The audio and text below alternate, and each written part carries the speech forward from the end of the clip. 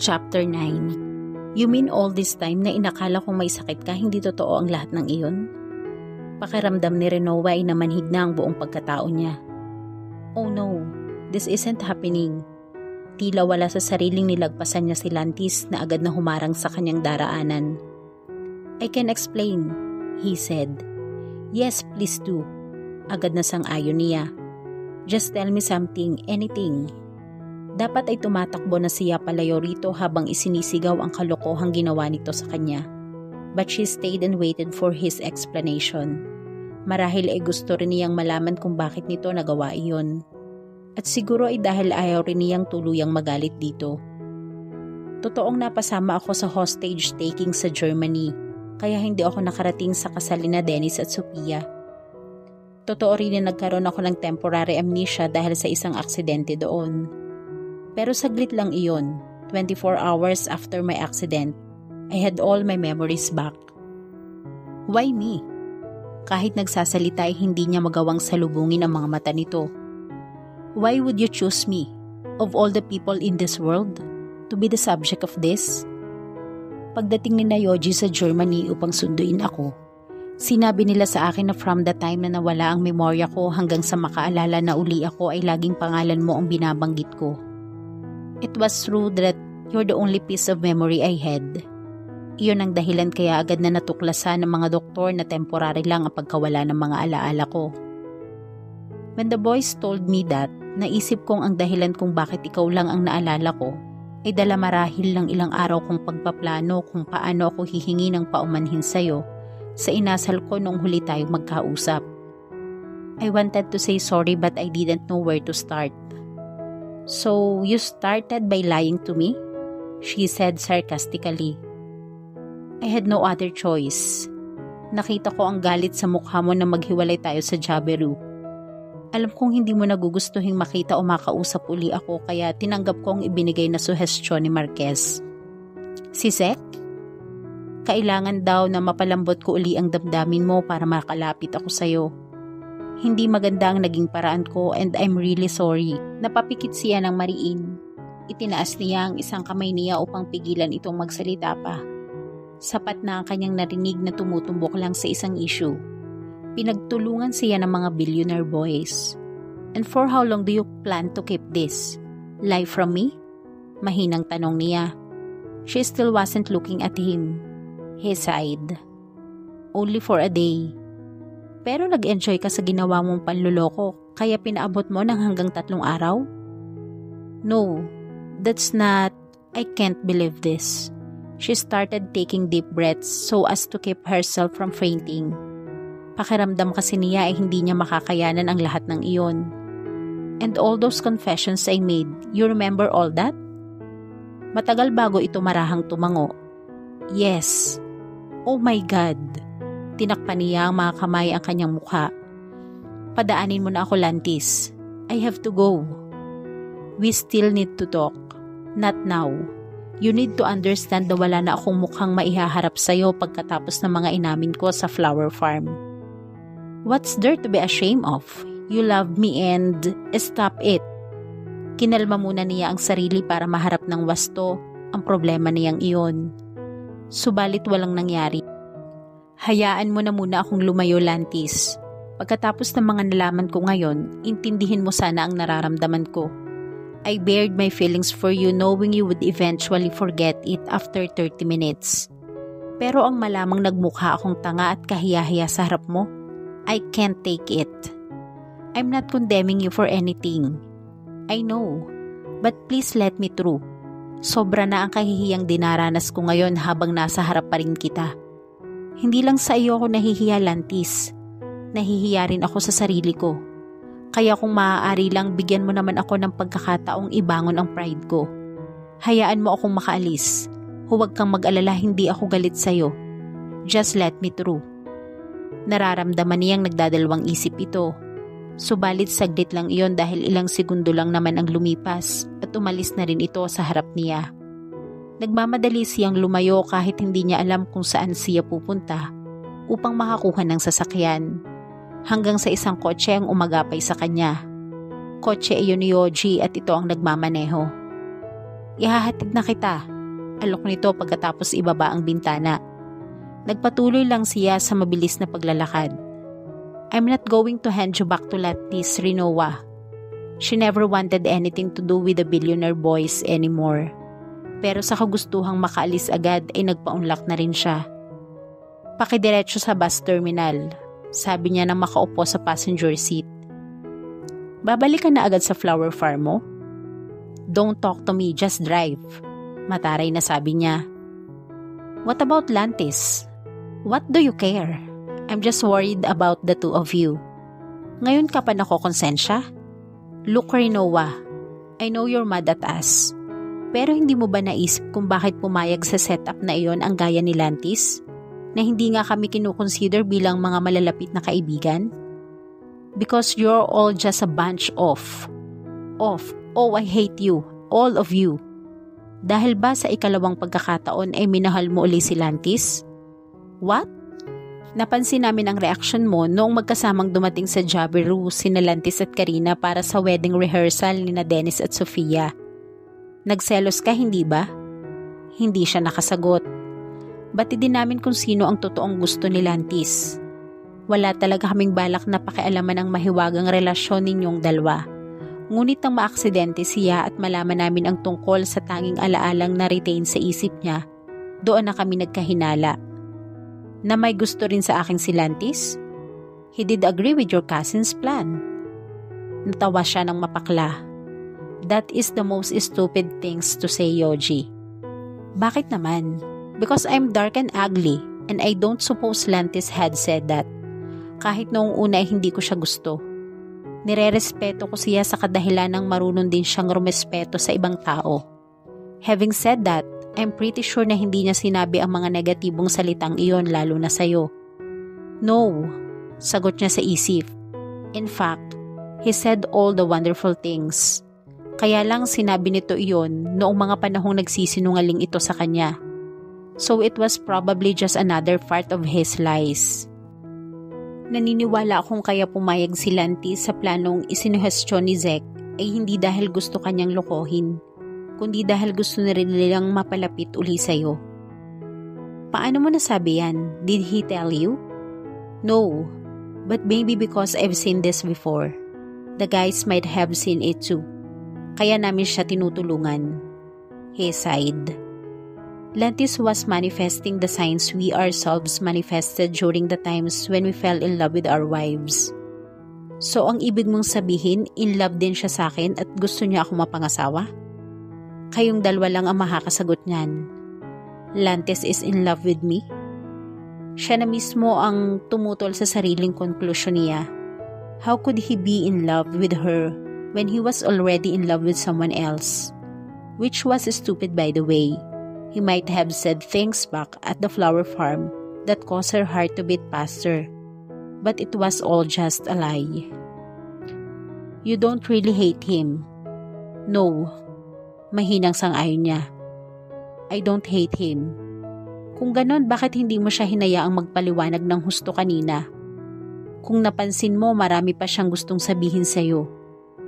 Nahihiya ako dahil marami akong nasabi sa kanya noong nasa flower farm pa kami.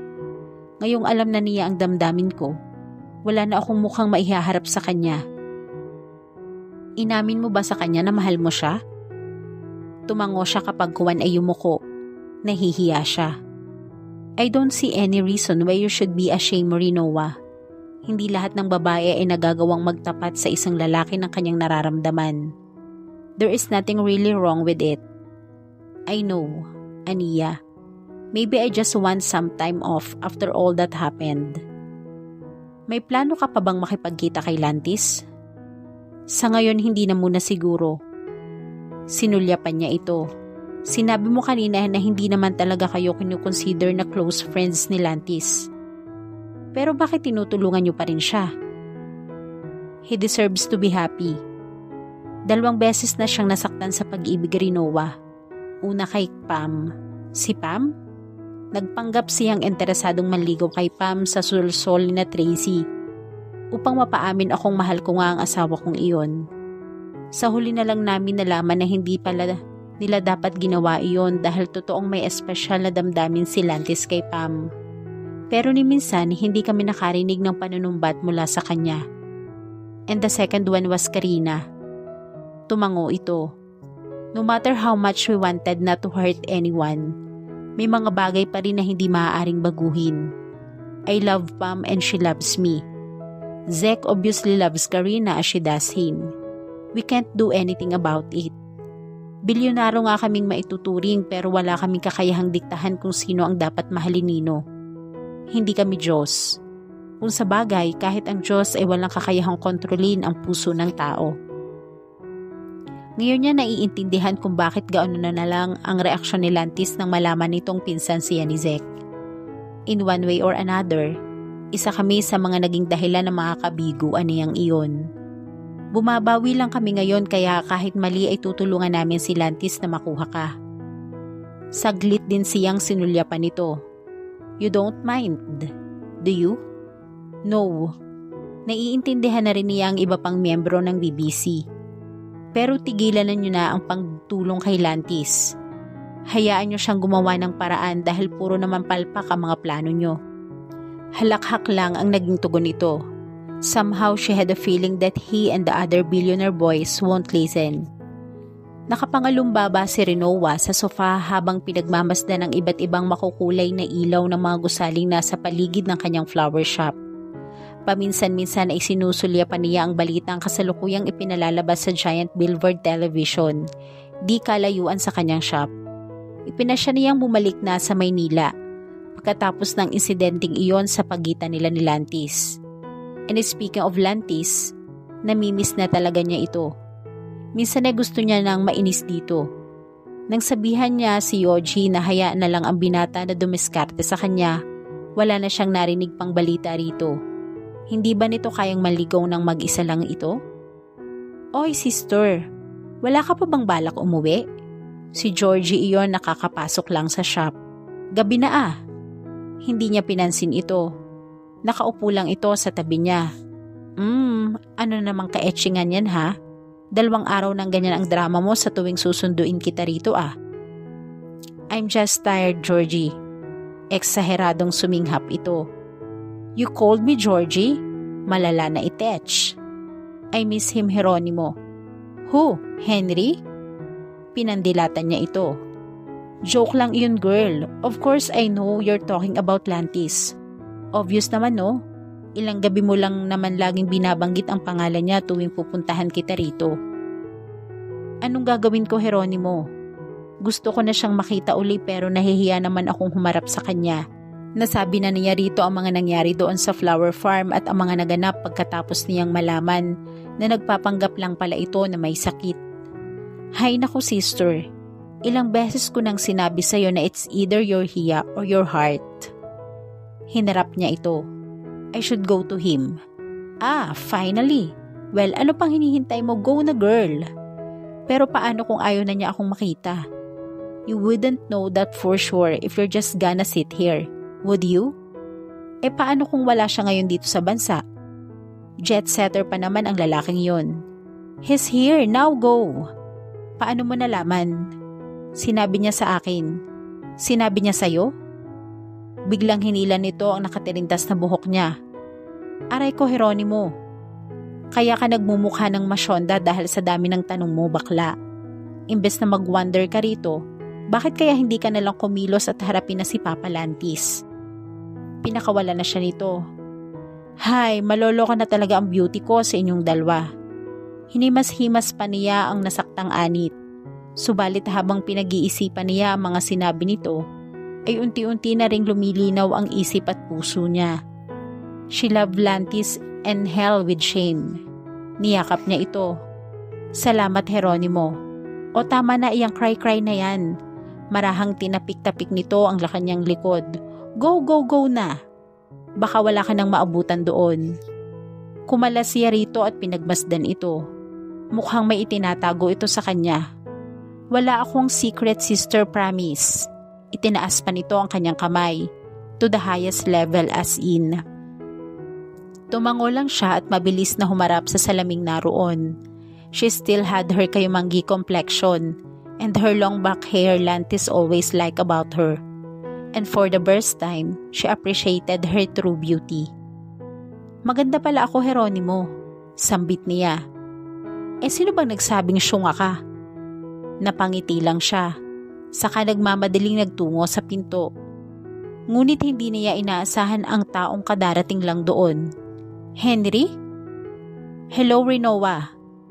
Nagbabaka sakali lang akong narito ka. Tinitigan siya nito.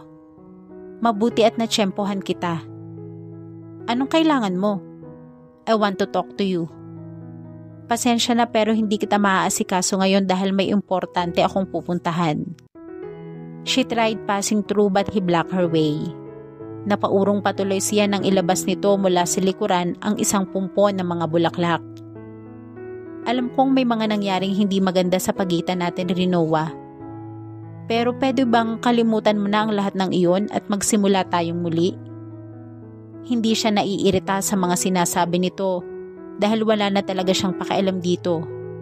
Naiinis lang siya dahil nakaharang ito sa daraanan niya. Can we talk some other time? Wala na kami ni Cathy. Iniwan ko na siya dahil na-realize kong ikaw pala talaga ang mahal ko.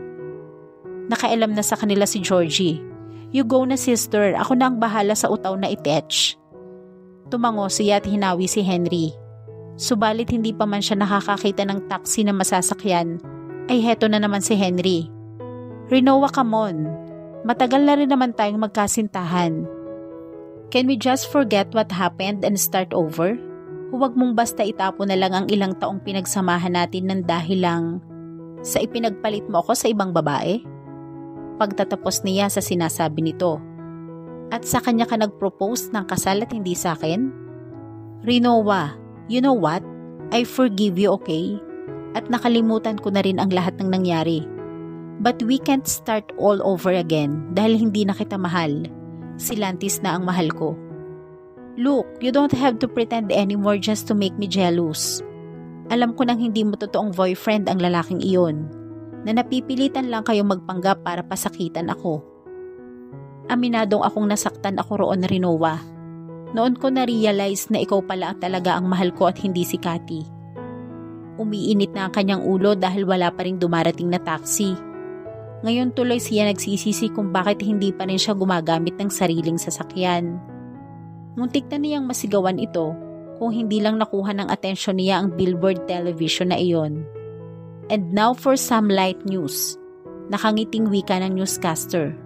For the first time in the history of Philippine media, a member of the illustrious Billionaire Boys Club has agreed to appear on national television to give an important message. Here he is, business tycoon and billionaire boys himself, Mr. Lantis Nakago.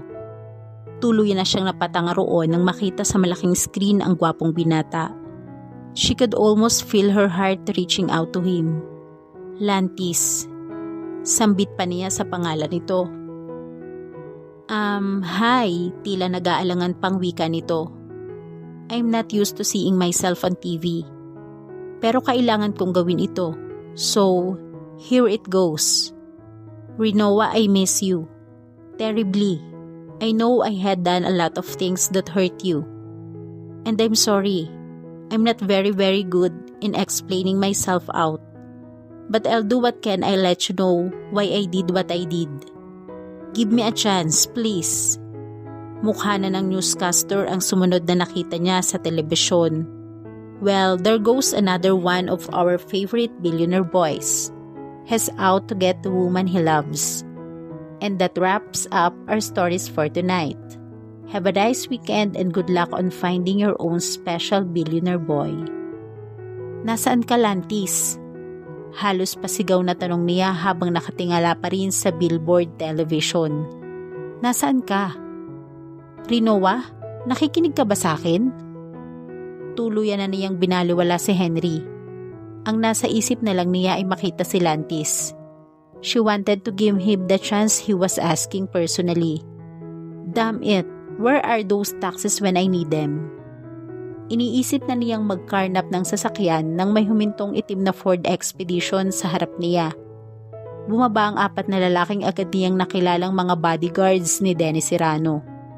Walang kahirap-hirap na dinampot ng mga ito ang pobreng si Henry at isinakay sa likod ng sasakyan. Pasensya na Ma'am Rinoa, wika ng isa sa mga ito. Utos ho ng amo namin na alisin ang lahat ng istorbo sa inyo ni Mr. Nakago. Yun lang at mabilis nang humarurot palayo ang mga ito kasama si Henry. Siya namang pagdating ng isa pang sasakyan, ang mag-asawang Tracy at Atasha ang umibis mula roon. Go and find him. Inagaw ni Atasha ang susi ng kotse sa asawa nito saka ibinigay iyon sa kanya. Now. But honey, that's my Cadillac Escalade. Pinandilyatan ito ni Atasha. All right, go ahead Rinoa. May it help you find your true happiness.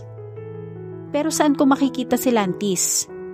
Naroon pa rin ba sa TV station na pinaglabasan niya kanina? Rinoa sister. Tila kitikiting tumakbo palapit sa kanila si Georgie habang iwinawagayway ang hawak na cellphone.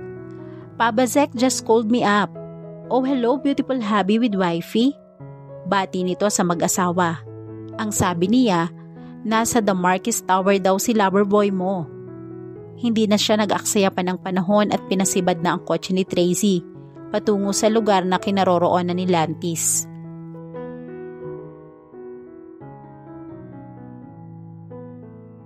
At dito po nagtatapos ang ating kwento. Sabay-sabay po nating abangan ang sunod na kabanata. Maraming salamat po. God bless and stay safe.